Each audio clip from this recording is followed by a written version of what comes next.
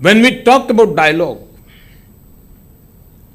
what kind of dialogue should it be? It is dialogue which produces no anger or retribution.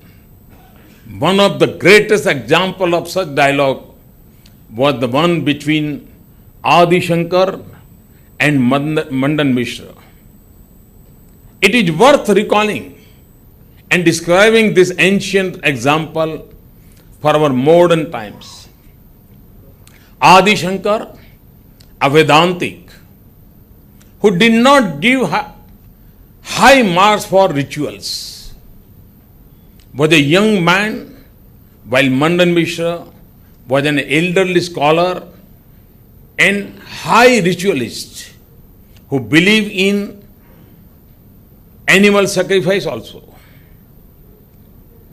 Adi Shankar wanted to establish through dialogue and debate with the highest authority on ritualism, and that rituals were not necessary for attaining mukti, while Mandan Mishra wanted to prove that Shankar was wrong in dismissing rituals. This was how, in ancient India, debates on sensitive issues between scholars avoided such issues being settled in streets. Adi Shankar and Mandan Mishra held a debate and Shankar won. But the more important point is not the debate itself, but how was the debate conducted. It is a fascinating story that will remain one of the highest forms of debate for all times for humanity. It was agreed that if Mandan Mishra lost, he would cease to be householder, Grostha Dharma, and accept sannyas. If Adi Shankar lost, he would give up his sannyas and marry and settle down householder, Grastha life.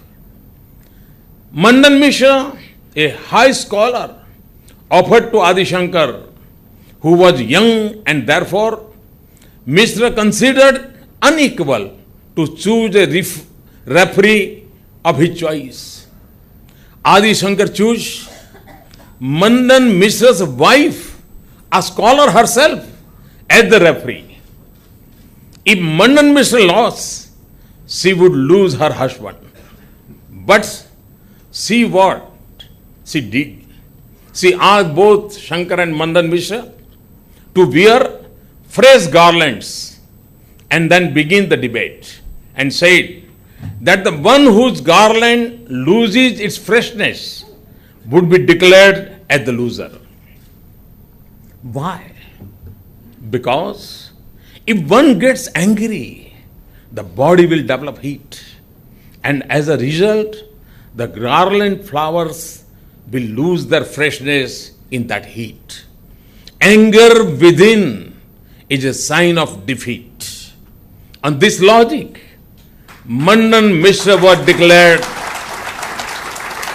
as having lost the debate, and he accepted sannyas and became disciple of Shankar.